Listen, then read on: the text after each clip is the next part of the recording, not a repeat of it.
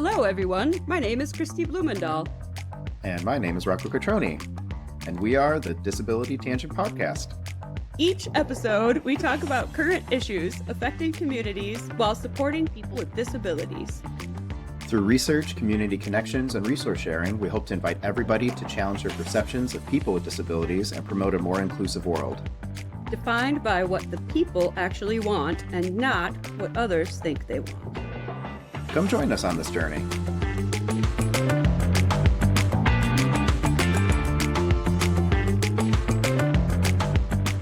I am very excited. I say this every time. I'm very excited to be here today. I am very excited to be here today with the fabulous Isaac Harvey MBE. You know, for those who don't know, because I didn't know what the MBE was about, that means he's been knighted by the king. Kind of. You're not a sir. He's not a sir. Yeah. I don't have to call him sir, but sometimes I do anyway, just for funsies. So Isaac, can you clarify that for us?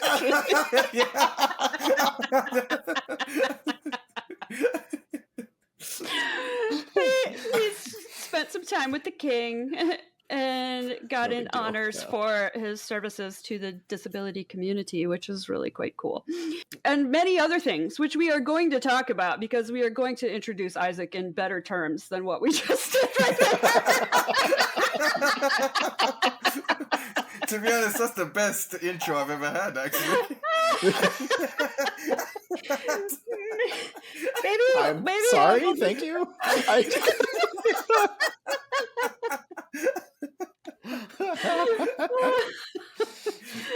Isaac, would you please share with us, we've shared your name, what are your preferred pronouns and any identities that you wish to share? And then tell us a little bit about who you are and what you do. Sure. So my preferred pronouns would be he, him. And I prefer a person with a disability, but I'm not one to say this is the term that you should be using. Everyone should have their own term that they feel comfortable with.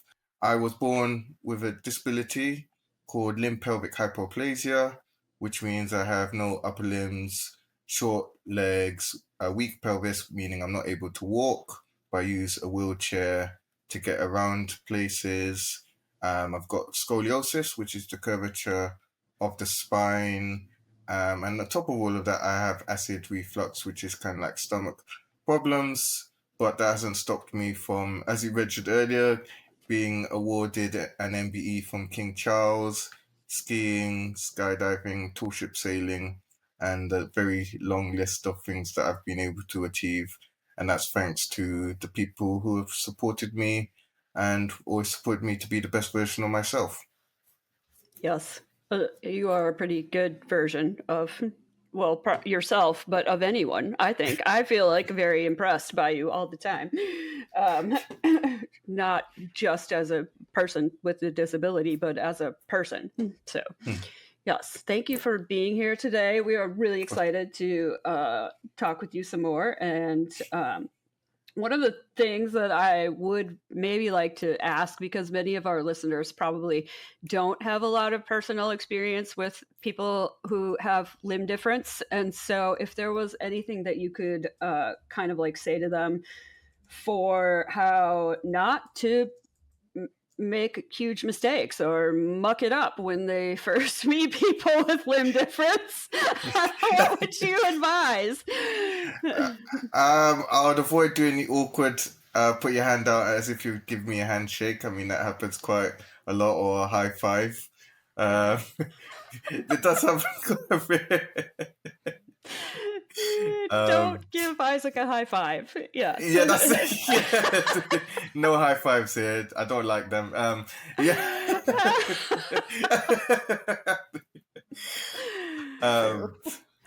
But yeah, I think it's just having that open conversation. Everyone likes to be introduced or spoke to differently, so it's just having that open dialogue from the get-go. Lovely. Yeah. Thank you for that. All right, now I am genuinely curious. Can you please explain the MBE? Is that different than nighted, or is it like a night light, or is it Night light?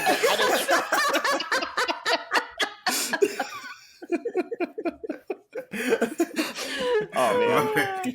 Whoops. So there's different tiers to it. So you have CBE, MBE, OBE, and then you get knighthood. So CBE is Commander of the British Empire. MBE is the Member of the British Empire. OBE is Order of the British Empire, and then knighthood is when you get the sword, and then that's when you get called Sir. That's really cool. So you are on your way up. You have Yeah, not been sorted. I've not been sorted yet. I'm not being sorted yet. Oh my god. He's a member of the British Empire. That's right, yes. A master of the British Empire. I think you're a master of the British Empire. Okay. Yeah, That's I a new feel one. like you've come to the States to do some pretty amazing things. And Yes. jumping out of airplanes, which I would not attempt on my best day. So I feel like that's pretty amazing. But I mean, you have done a lot of adventurous things, and I feel like people told you that you wouldn't be able to do things. Has that motivated you to do more things, do you think? Or have you just you're just kind of an adrenaline junkie? I think it's a bit of both, really. Well, when I was about to leave school, a lot of teachers and one particular family member at the time basically said to me, if I don't go to university, you're not going to be successful. And at first it's okay, I'll go to uni, but they literally kind of pushed it down my throat that I have to go to university, to the point where it really put me off. It's different to America, but we have from year 7, so secondary school is year 7 to year 12. And then we have something called sixth form or college. I ended up staying in sixth form because college became quite complicated, because I needed things in place for me, and getting that in place was just getting a bit stressful. And I thought, I just might as well stay in my school, because everything was in place for me to continue. And I ended up doing my A-levels, and that's when I did media studies. And that's when I kind of fell in love with doing content creation. And I've always had a creative mind, but this was kind of like the first time that I could really be creative. And I also just thought the traditional 9 to 5 and the school work life just wouldn't really work with me. So on top of them telling me I have to go to university, I was like, no, I'm not doing any of that. I need to do my own thing. That's how I started doing creative content, and just living life and seeing what's out there to be done with a disability. Really, I guess that's how it all started, was from that A-level moment, and being able to learn how to video edit, and just express myself creatively. Because you talked about video editing, and I had a question on here about how did you get into video editing, but you just said that you became passionate about that in your ending portion of school. So and then that was something that you wanted to continue. So a bit of a story. So I even though I did it for my A-levels, in school we had Apple Macs, and they had Final Cut as the video editing software of choice in school. And during lessons, I had learning support assistants who would help me in class and help me on the computer. But some of them weren't good on the computer, so telling them how to edit a video would have been impossible. So luckily the school recognized this and said, look, we don't want that to affect your grade, so we're going to give you a software that you can use at home on your Windows computer. And I was like, okay, great, that sounds really good. But because I had a Windows computer, they had to find something compatible for my computer so I could do it from home. So they ended up giving me Premiere Pro, but they had no clue how to do it themselves. So they said, here's the software. It's like Final Cut, so you should find it easy to do, which it wasn't. So I had to rely on YouTube tutorials on how to learn how to edit, because I kind of had to get a grade. So I kind of self-taught myself video editing from the ground up. So I self-taught myself video editing, and through the YouTube journey was when I started getting inspiration from other YouTubers and how they did things, and then I'd search, oh, how would I do that effect, or how would I add that music in that part? So yes, and that's how I started doing my own stuff and then doing it into freelance. Excellent. Yes. I mean, it sounds like it's great that the school was able to kind of support you in that way, but at the same time too, I mean, you still had to do a lot on your own to be able to That's it. engage in that. As you were kind of like learning through that process, how did you like interact with the school? Like when you were doing your assignments and that, what was that back and forth like to, complete something? So, it seems like some students in the class were using Final Cut, you were using Premiere Pro, can you talk a little bit more about how you kind of like navigated that? In some ways, it put me at a slight advantage because everyone had to do it at school, whereas I had to do it. I had the option of doing it at home, which gave me more time to really focus on and doing it. But they had to kind of just rely on me finishing a project and then bring it into school to then show it, and then I'd have to take it back home to complete it. So I guess it was an advantage and disadvantage having it that way, because I wasn't really learning with everyone else. Because there would be some lessons where everyone else would be doing it on Final Cut, and I would literally just be sat there, not really being able to work on my project. Mm-hmm. And yeah, I just had to kind of watch everyone else. Whereas when I was at home, I just did it myself. So it felt like I was not part of the class in some ways, doing it that way. Even when it came to team projects, I had to take my bit home instead of being able to do it in class. But as we've just said, I think it was good the school did recognize that, because otherwise my grade would have been non-existent if they didn't give me the software to do at home. So I'm very grateful for that, for them to recognize that. Excellent. And to the degree that you feel comfortable talking about it as well, as you're engaging with the software that's on the computer, like what peripherals are you using to be able to do that? I use my feet to use the computer, and I've always done it that way. And yeah, I've just used a normal laptop. They gave me software which was like, this was back, you probably heard of Dragon Yeah, software. Dragon Speak. So this was back when it wasn't as good. And I would use my voice and it just wouldn't get what I was saying. And I was saying, oh, I'm much quicker with my feet. So I ended up just continuing doing it with my feet. And then as Microsoft has got better, I use the voice dictation now to type out what I want to, like emails and things. And then the advancement of AI now has really helped me in that way. But yeah, it's all mainly done with my feet when it comes to video editing and everything on the computer.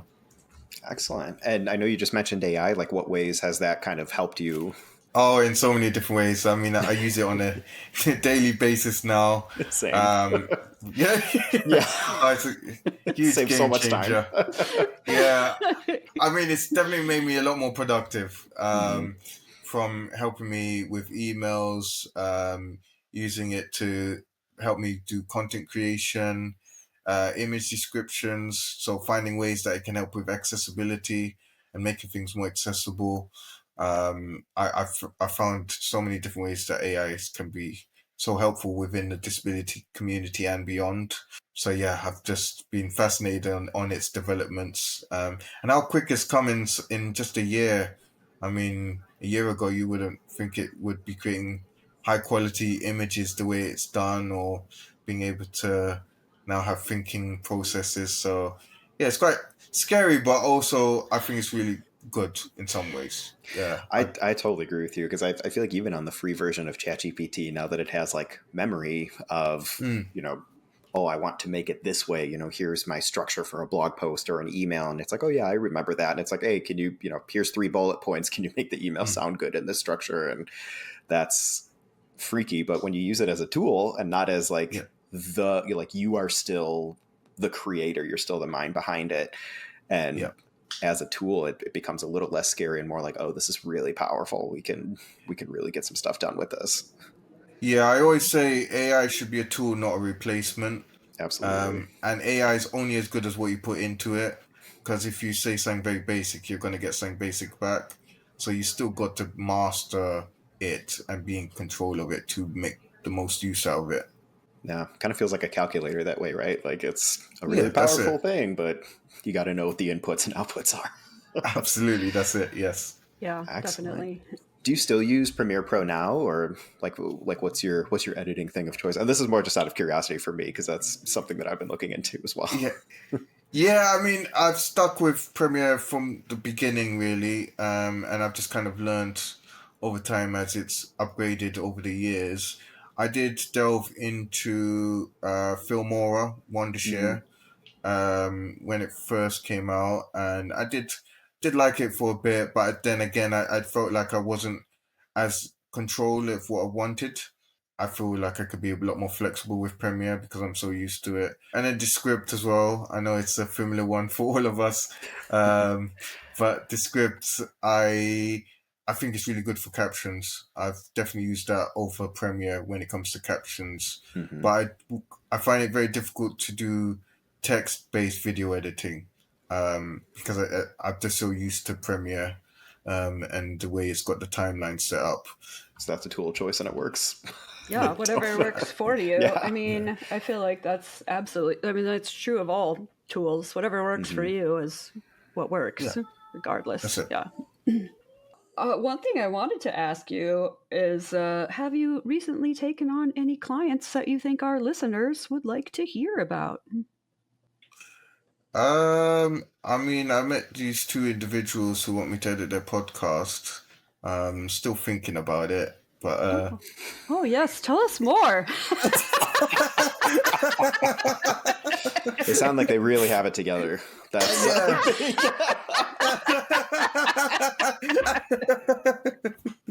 so I'm still thinking about it. I'm, we'll see getting hard to after get to a today. conclusion, but Yeah. Fair. The more time you spend with them, the more you question whether or not you want to edit their video.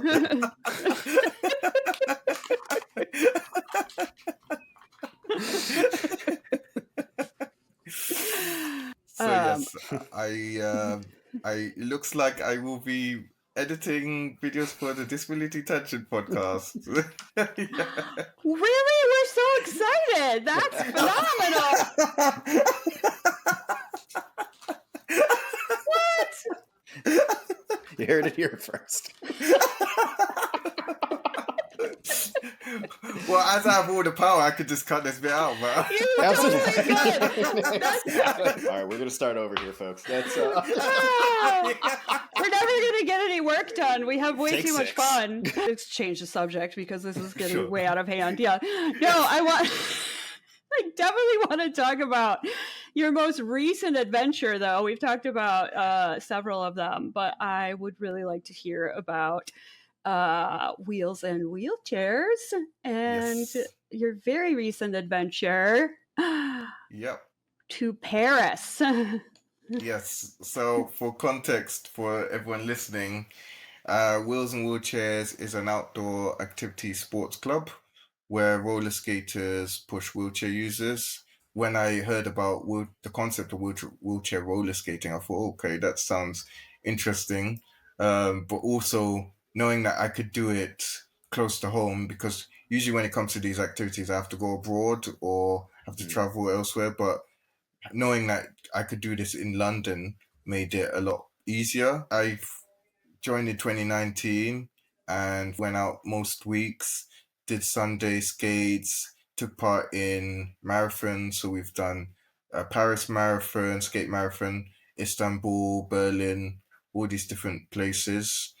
And then, this year, after a long break from the group doing a long haul trip because of COVID and a few other reasons, we did a 5-day challenge where we skated all the way from Brighton to Paris, 121 miles. 35 skaters, 5 wheelchair users, and 8 volunteers. And we got there the day of when the Paralympics started. Excellent. How long does that trip last in general?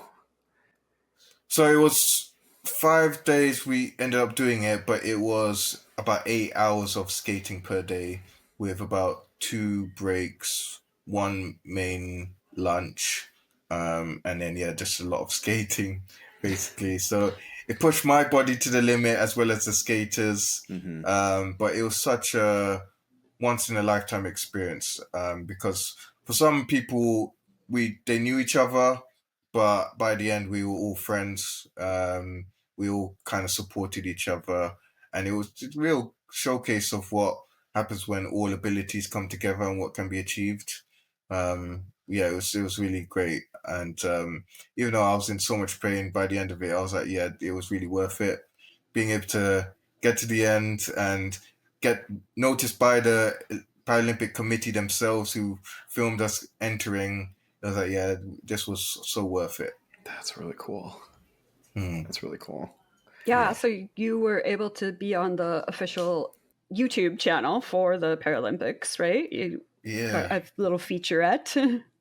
Yeah, it's kind of wild, really, because leading up to the challenge, because my life's just so all over the place, I didn't get much time to really focus on promoting the challenge until end of July.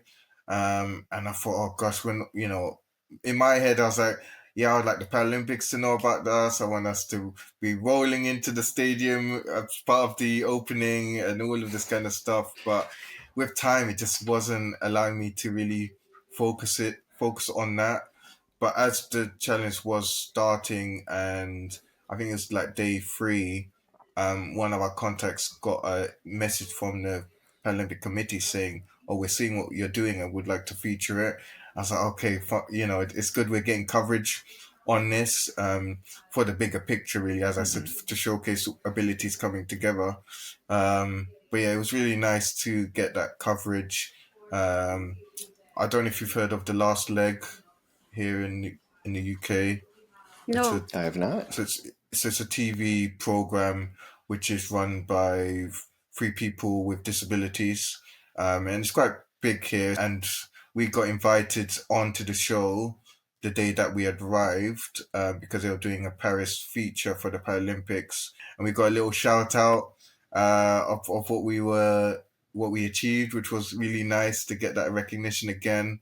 And then the day after, so this was like a late evening show, finished about 2 in the morning, got back to the hotel about 3 o'clock, had 2 hours of sleep because I was invited to be on another news show the day after in the official Paralympic Great Britain house in Paris to be on TV for like a 3-minute segment. So I was on Nice. 2 hours sleep to be on live television.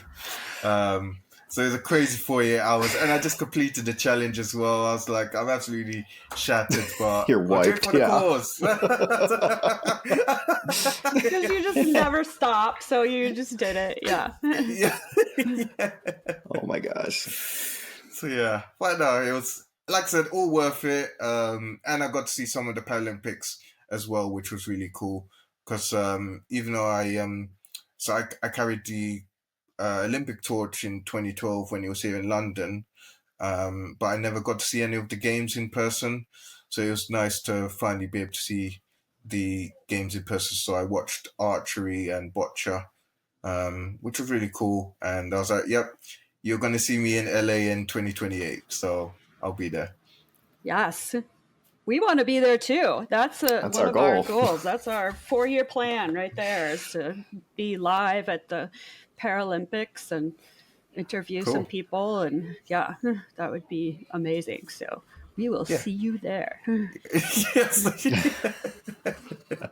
What are your Paralympic plans? Have you thought that through? Like, you're going to be there just to watch, or do you have a plan for, Isaac wants to compete and here's his sport? Well, I want as many gold medals as possible because I just need more awards. Nudge. Yes, you do. Yes. I mean, because how are you going to get the king to like do the sword and give you How you get sorted? You don't get more gold medals. Okay, that's how I get sorted. Right, that makes That's how sense. you get. Oh my god.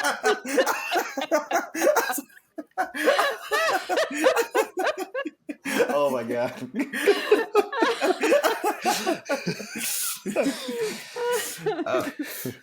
Yeah, I mean, when I went to Paris, I was like, it would be really cool to see more of a behind the scenes look of what goes into the athletes. Because as a content creator and someone who did vlogging, I always done behind the scenes, what went into things. So maybe being able to capture or following an athlete, Paralympian for a day or whatever, to maybe capture that. I'm not sure what capacity. But if it's an opportunity to be sworded, I'll definitely be an athlete myself. Definitely. Yes. Because that is the goal, right? Like that is the thing that you need. Absolutely. It's going to need a minute. Rocco's losing it. He's like, I can't with this episode.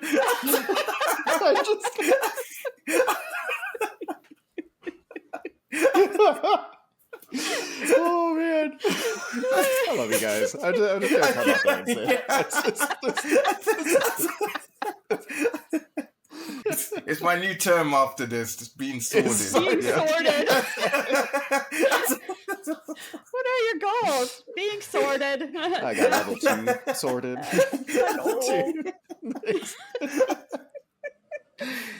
Are you passionate about accessibility and inclusion, but don't know who to connect with? We welcome you to join the Global Accessibility and Inclusion Network, founded by the creators of the Disability Tangent podcast. Our mission is simple: to connect communities to available resources and create a supportive network of individuals from all backgrounds. Join us as we unite disability advocates from around the world to share knowledge, collaborate on initiatives, and drive positive change. Whether you're an experienced activist or just starting your journey, there's a place for you in our network. To learn more and become part of this powerful movement, check out the show notes for this episode and sign up today. Together let's make the world a more accessible and inclusive place for everyone.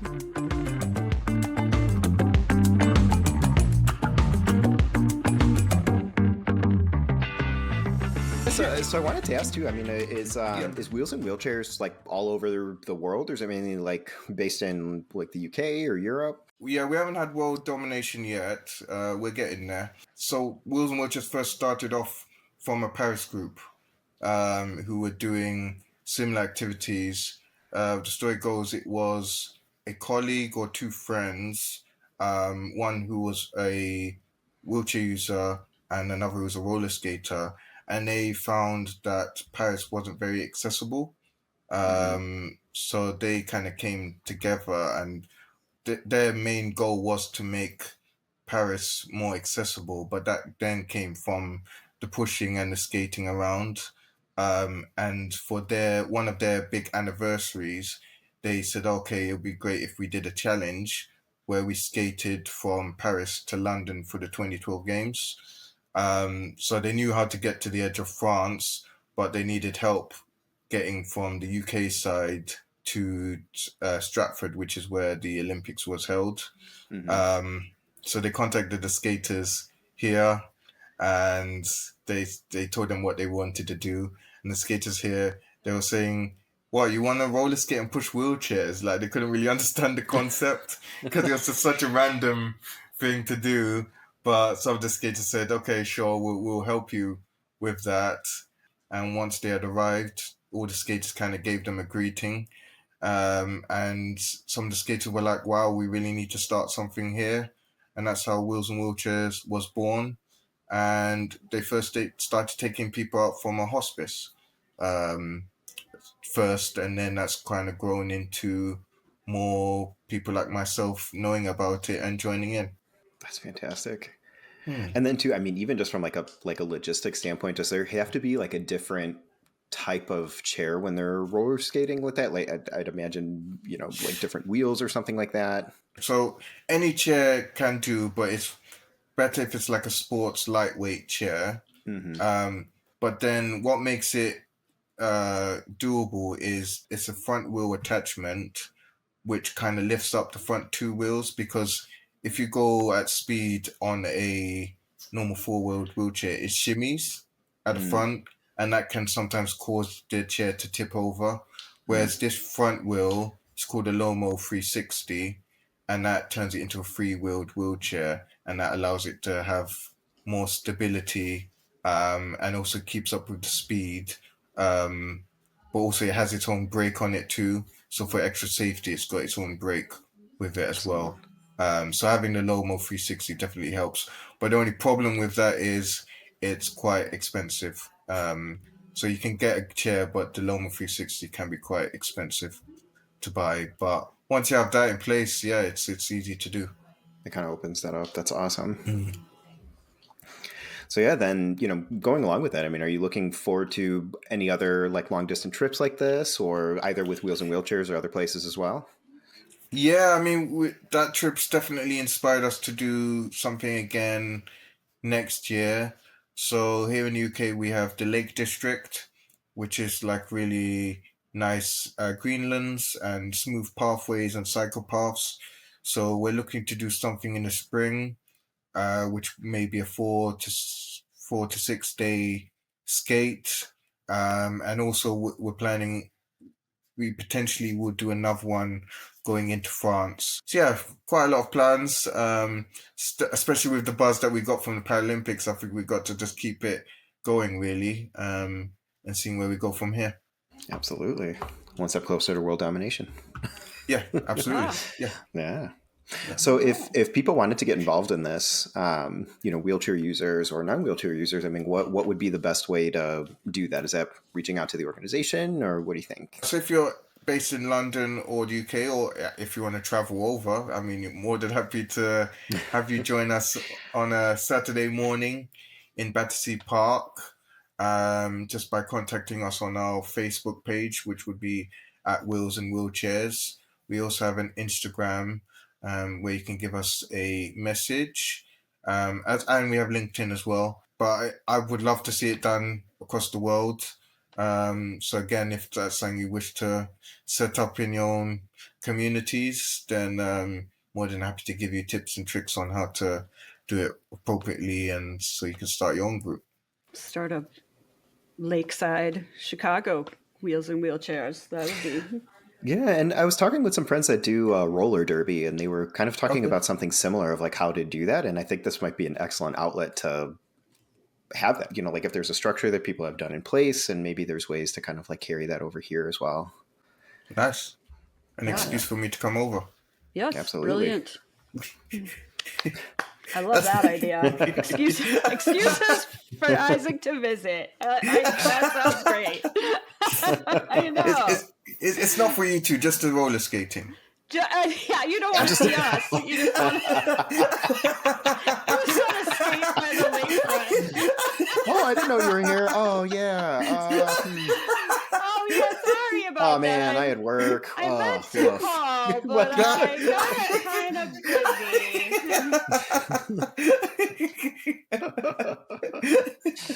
So, I mean, another question that I kind of had for you is, as you're doing your video editing projects, you're doing all these adventures and whatnot, like what are some things that are kind of getting you excited? Like what's kind of giving you life recently? That's a good question. To be honest, I think what the community and what everyone's able to achieve, I definitely like seeing the progression that we've made as a community, and how that's allowed me to collaborate with people like yourselves. I mean, it's the power of the internet and LinkedIn that we've been able to connect. And if I didn't join LinkedIn and being able to share my voice as I have been, I don't think I would be where I am today. And just having that opportunity to connect with people across the world and seeing what everyone's doing. definitely gets me like, oh, what's going to be happening next. Of course, that also comes with its challenges, and government's not really helping the disability community and putting a lot of barriers up in place, and Mm-hmm. businesses doing something, and it's like, oh gosh, we've come so far and it feels like we're back to square one again. So I feel as much as we've come far, we have a long way to go.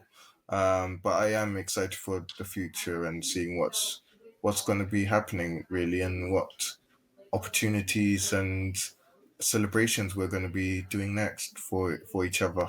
Absolutely. And I like that you also mentioned the celebration side of it too, because I think there's, it's always like, what's next? What kind of work are you doing? What's this? It's like, we can also be happy too.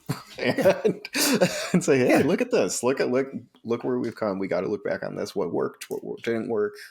That's awesome. Yeah. I find that interesting. I was having a conversation earlier today about like people on their journey, on their disability journey, and I was talking about people that I know who are not quite as far as me on their journey. And then I've also recently come across people who have studied quite a bit more about disability history and are learning and, defining things in ways that are helpful for me and have done a lot more and are kind of inspiring for me. And so I think there's a lot to be said there about like, how far we've come and how far we still need to come. Mm-hmm. Like, I think a lot of that is about like where we are on this journey, and not maybe just personally, but also in a societal way and with government and all of these things. But I don't know, like what would you say, I guess, on both sides of that? Like what do you find inspiring, or who kind of helps you move further, or what, like what are there organizations, are there people, are there things that kind of like help you to keep going? And then, what would you say to people who are still trying to figure it out? I mean, for me, I didn't see myself being a disability advocate or talking about my disability the way I am. Because, like I said, when I left school, I just wanted to create content. I had a creative mind. I just wanted to kind of just be expressive in that way. And as I was making the content, friends and family kept saying to me, oh, you should really talk about disability in your videos. You could really help people within the community, as well as those to have a better understanding of what people with disabilities can do, rather than that negative portrayal that, people with disabilities can't do much or be seen as the superheroes, or these different perspectives. Kind of just give people a real sense of what it's about. And I listened to that and I thought, oh, why'd I have to do that for? Why'd I have to talk about disability? It doesn't make any sense to me. So they kept on telling me, I kept on ignoring them. And then I was given an opportunity to do a talk about the obstacles I face, but still I'm able to achieve and get out there and do things. And once I'd finished that talk, a woman came up to me afterwards, and she said, I get loads of pains in my legs and I'm always complaining about life. But after hearing your story, it's really changed my perspective on things. And that was the first time outside of my friend and family group, the impact I was making by just sharing my story. And that's when I started being a bit more open about it, talking about it in videos. Even though, when it came to skiing and stuff, I showed adaptive skiing and all of these different things, but I never really spoke about it within these videos. And that was also encouraging people. But I think the biggest turning point was when I joined LinkedIn. Again, I was one of those stubborn people. When I heard it was a professional platform, I was like, why do I need to join a professional platform for? It was known to me as the professional Facebook. I was like, why do I need another Facebook for? But I ended up joining, and it probably was one of the best things I've ever done by joining, is finding out about Disability Pride Month, a month I'd never heard of before. I first thought it had to do with Pride Month, which is in June. And I thought it was just an extension of that, but it was more of just celebrating disability. and I thought, okay, I want to talk about this. And that post I ended up writing went semi-viral, and that's when it kind of solidified that people wanted to hear my story, and that's when I learned so much about the disability community. It felt like I'd been living under a rock before I joined LinkedIn. That's where I learned about image descriptions and adding captions. So it's definitely been a journey of kind of self-discovery, but also learning about others and learning about people's uniqueness and what they bring to the table, and how valuable that can be as a society if we all come together and listen to each other. So yeah, it's been a journey, and I still think I'm on that journey. I'm learning every day. I don't know everything about disability. Some people, when they see you're a disability advocate, it's like, oh, you should know it all, and it's like, no, I don't know it all, and I can't speak on behalf of people who have a different disability to mine, or have a different lived experience to mine, because not all powered wheelchair users are the same to each other. So it's nice to be on this journey of learning and kind of a bit more of an understanding of humans and life in general.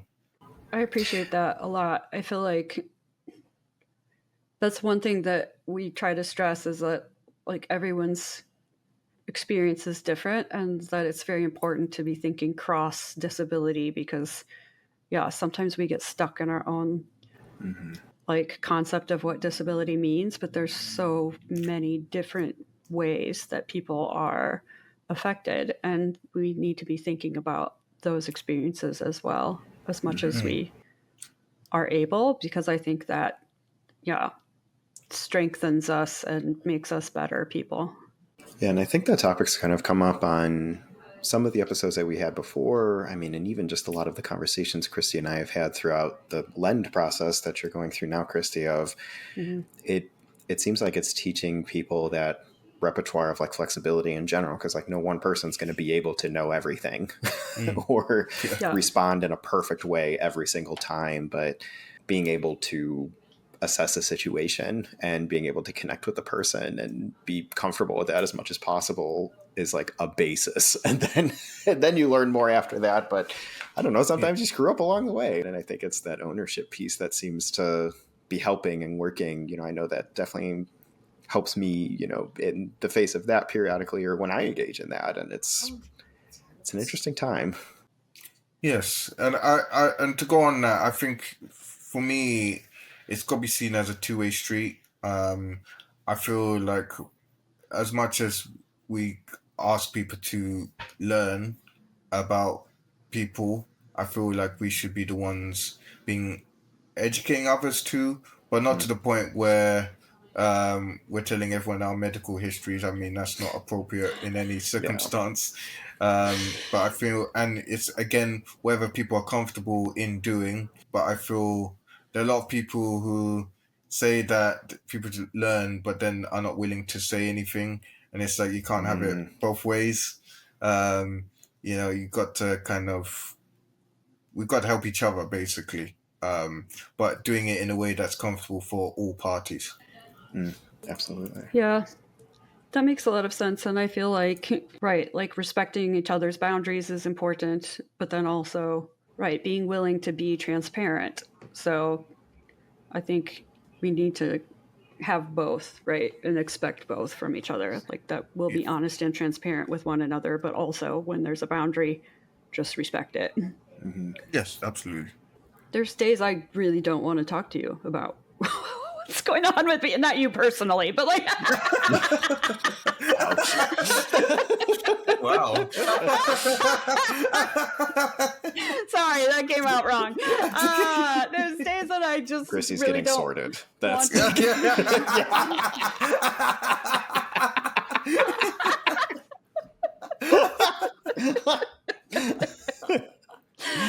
oh my gosh.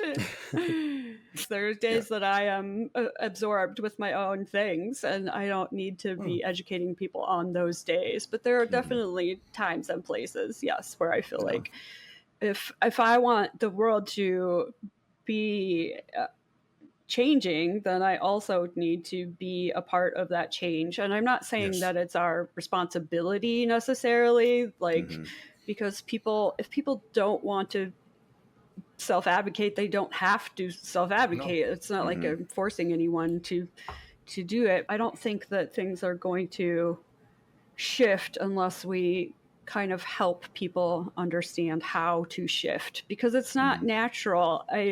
I had this thing the other day where like I was doing this therapeutic process and it was like, oh, okay, well, I'm not gonna react in that situation. I'm not gonna react in that situation. I'm not gonna react in that situation. Situation comes up and I react because like that's what's natural to me, right? That's how my synapses fire. That's how my brain has worked. That's the thing that I've done my whole life. And so to change it takes a lot of work. And so even though I want it to change, right, and I want to change it, it still is hard work. And so I think that we can't just be like, hey, everybody needs to accommodate us, but not expect that there's going to be work involved in that, because even when I want it to change for me, it still is work. So I don't think it should be hard,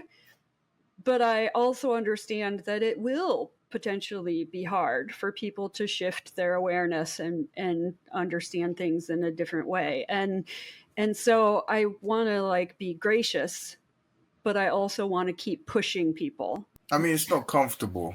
I mean, learning anything like this is not comfortable. Yeah.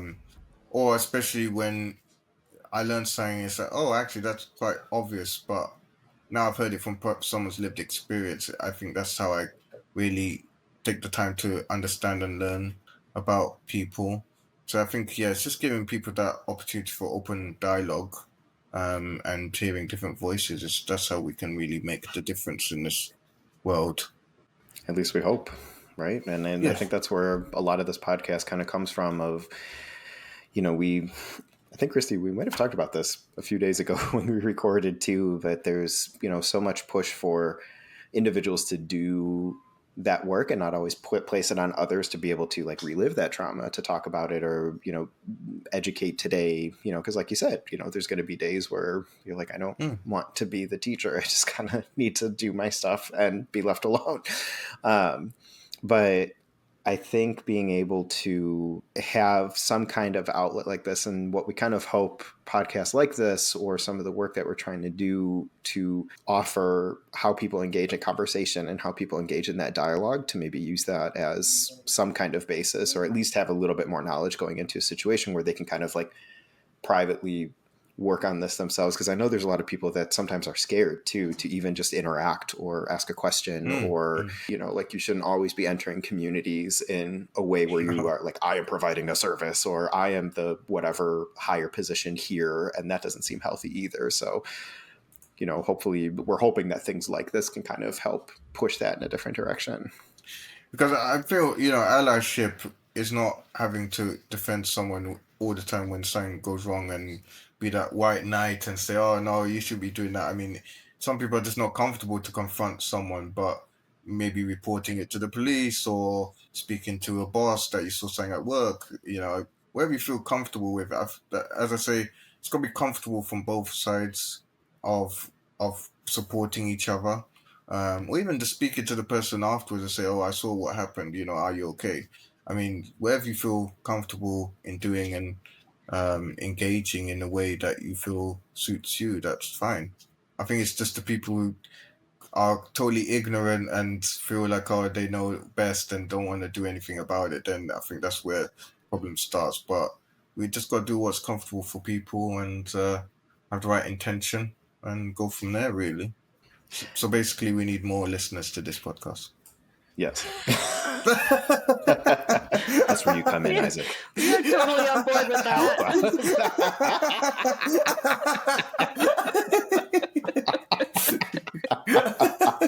Shameless plug.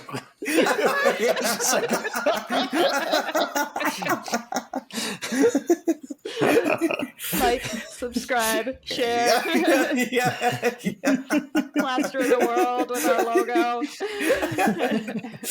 But in all seriousness, I mean, I really like the perspective, you know, that you're kind of offering with this. And the way that you're talking about just kind of going about, doing the things that you're really excited about. And I think that's fantastic. And in the way of, you got to do the things you love, and like finding that community to help you do that component. I think that applies to everybody. This isn't like a, how do they call it? Like the inspiration porn component of it. It's, there's a goal, we have to accomplish this. And how do we bring a community together to make that happen? And I think that's, not in a way to say like, oh, that's inspiring, but it's a lot of work too, though. It's also not like the stuff just happens, so even like the way you talked about wheels and wheelchairs, it was, well, it started as this thing, and then people were like, all right, cool, this is really great. Okay, let's do this humongous thing. Okay, well, now we have to coordinate with people, and it becomes this whole,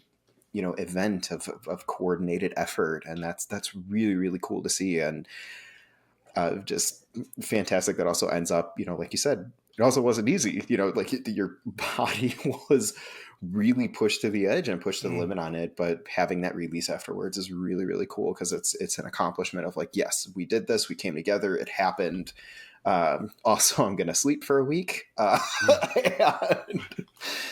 yeah, or be on television with 2 hours of sleep. I still can't believe. Oh my say gosh. I'm gonna rest and then not do that at all. That is like Isaac's MO. He's like, I'm gonna not be on social media. I'm gonna rest, and then like the next day, Isaac is back doing something else, because like you just can't seem to quit. You have to start it up again. I can't even imagine that. And the Christy, I know damn well you were there in one of my classes where it was 11 a.m. and I said, some of us have been up for 10 hours, and people were like, it's 11. I'm like, I know. You're like, yes. Like when I was going when my kids were young, like I can't imagine doing a 2-hour flip around and being like, I'm on television. I'd be. Yeah. Well, and Rocco, you know me. I'm the like, it's 9 p.m. Everyone can just go to hell because I'm going to bed. So I am not the kind of person who does a 2-hour turnaround. I am like the person who does a 20-hour turnaround. Like I need to now sleep for 2 days and then I will get back to you. But I was just going to add about, the all the work that goes into it. I mean, that's why I would like to do more behind the scenes content again. Absolutely. To showcase what actually goes into the things that I do achieve and the challenges that come with it. I mean, I don't want to do it to a point where I'm showing my reality and, oh my gosh, my life's really hard. Like it's not as just straightforward as, being on the catwalk. It's like the dressing and the clothing and the travel there and skydive, having to contact 13 airfields to be rejected and then finding one in America to do it. It's like there's a lot more than what's seen on the surface. And as much as I do write stories online about these different things that I do, I feel like words and the pictures just not the same as visually seeing Absolutely. What I have to go through or what people have to go through. So that's another reason why I want to get more behind the scenes and show the reality of it. This is the challenges, but also these are the things that I can achieve and the celebrations that come with it. Just showing a reality of my life or other people's lives in the process. Absolutely. I think that's a really good point, because I think so often people don't see the day-to-day, right? Like they see either the celebration or they see like the really bad moments. So that it's either like you're complaining or you're saying like, oh, look at me. And I think that's one of the reasons that, it can come off as this inspo porn, or you're complaining and you're a drain, or you're, like whatever else. And I think like, but it maybe is because you get these snippets of life and you don't get the day-to-day, where like the people that are with you all the time understand all of that background and all of the things that are going into it. And, I think people don't get all of that explanation. I think Rocco and I interact all of the time. So he knows that I've been through like 8 personal assistants in 5 months, and like none of them are working out for this reason and that reason. And here's like, they don't get paid enough. And here's the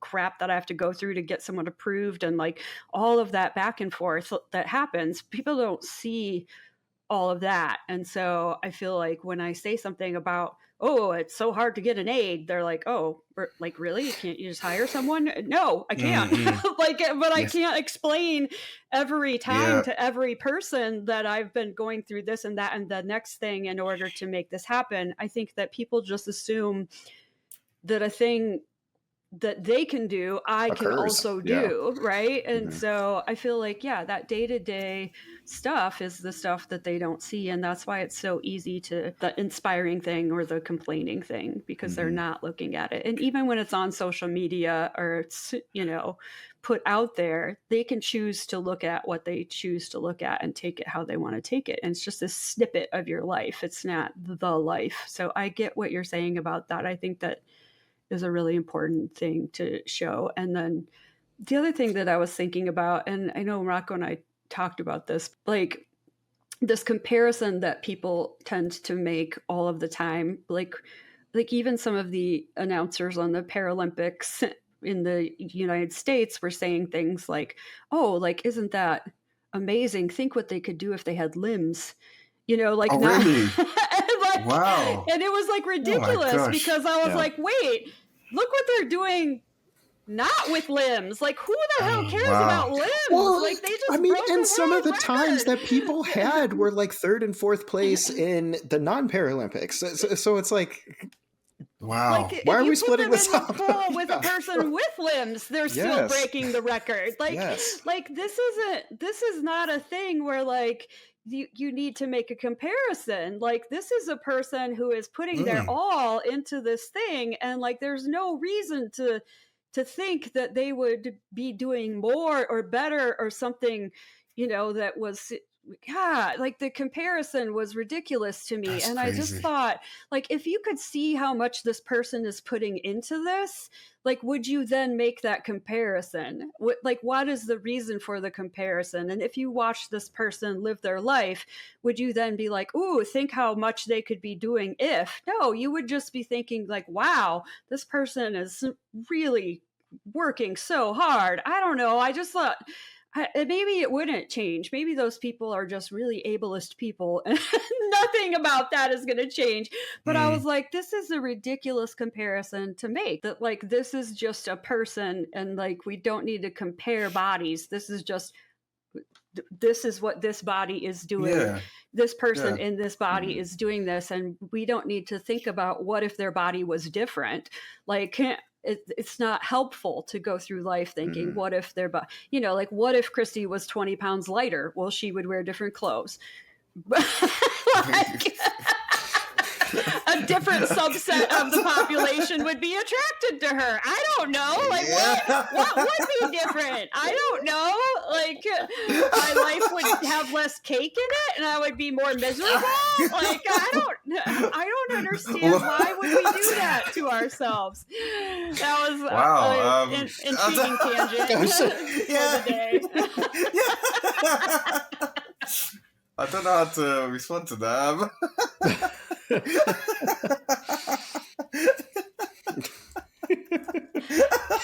I don't know why that went that direction. My apologies. I was going to say, but I feel as a society, we like to compare.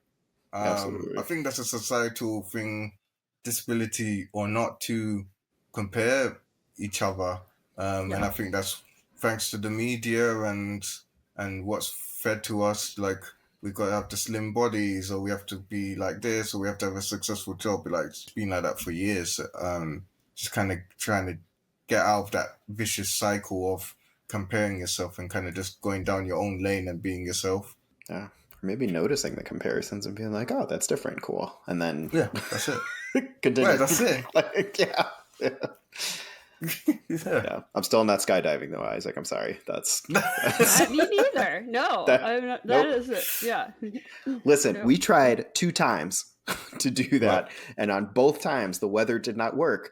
That's divine intervention, right? That's something like, oh, we should try this again. I'm like, I'm sorry, we did no. I worked up to it. I got meant to, like, I'm ready, and they're like, oh no, the weather's bad. I'm like, sweet, excellent. And then we tried it again. Same thing happened. I'm like, I'm not meant to skydive. That's You're That's like, valid. the gods have no, spoken. we're good. I'll take the train. I'll be on the Yeah. bottom in the chair, drinking while everybody else is coming down. I mean, yeah. Ugh. I think we covered, a couple different things today. Just a little. Yeah. But, I really kind of wanted to wrap up with two final questions. Are there any other thoughts that you'd kind of like to share with people in general that we didn't cover today? We'll start there. Well, there's two things I could say. One is, I think it's great we've highlighted disability and everything like that. I feel it's a conversation like this which is not really spoken about in many places, when anyone at any given time could gain a disability, and knowing that inclusion is for everybody.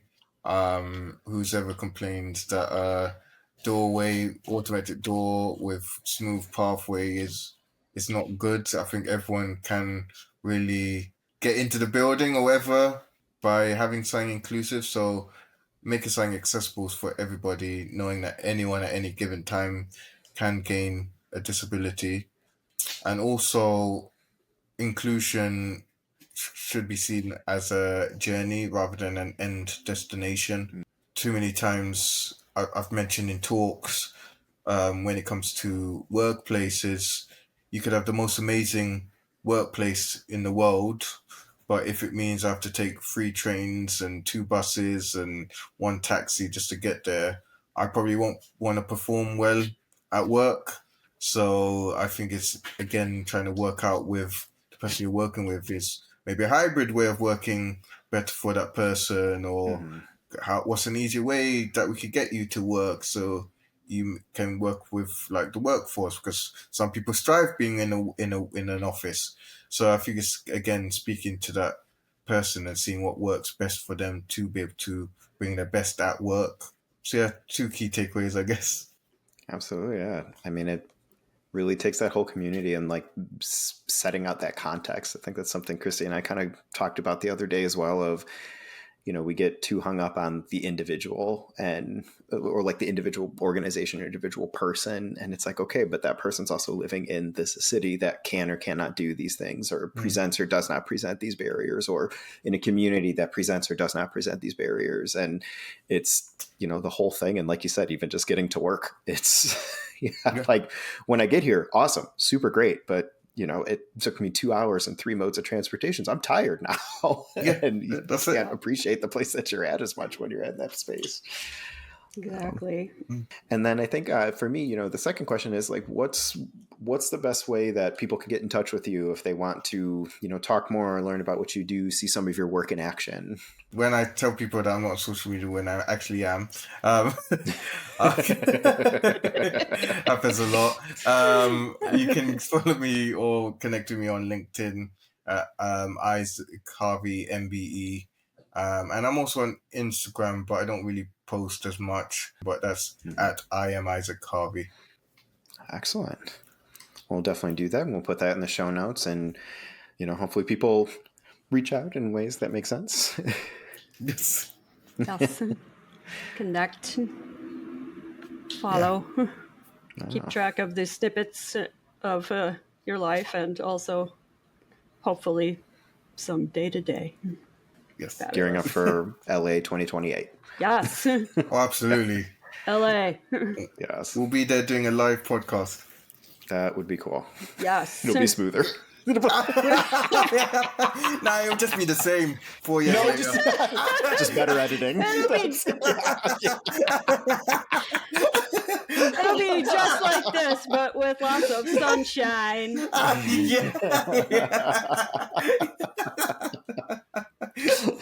Yes. Oh, that's fantastic. Oh my goodness. Well, this has been fantastic. Thank you so much for being here with us, and thank you so much for agreeing to help us edit some stuff. And we are really thrilled about this collaboration, and we are thrilled with you as a human, and And my face hurts. It's such a happy day. So much laughter today. That was fantastic.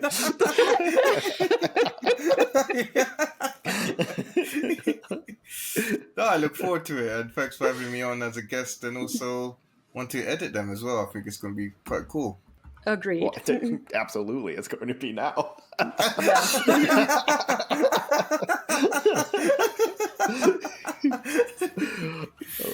No, cool. Well, it was wonderful, Isaac. You're great. I appreciate you. Christy, we'll keep doing the thing, and I'll see you all later. All right. All right, bye.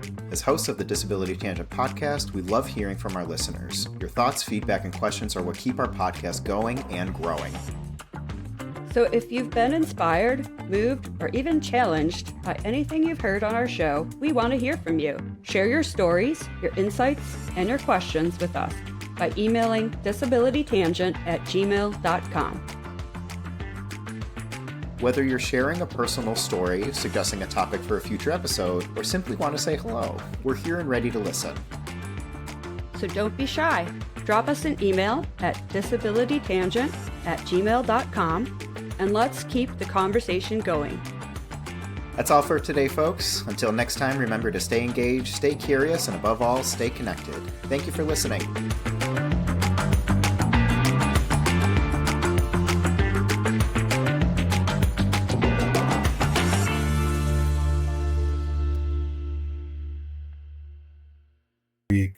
Express myself creatively.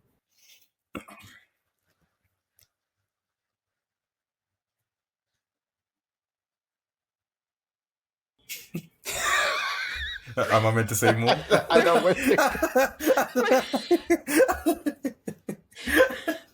We're at a loss for words.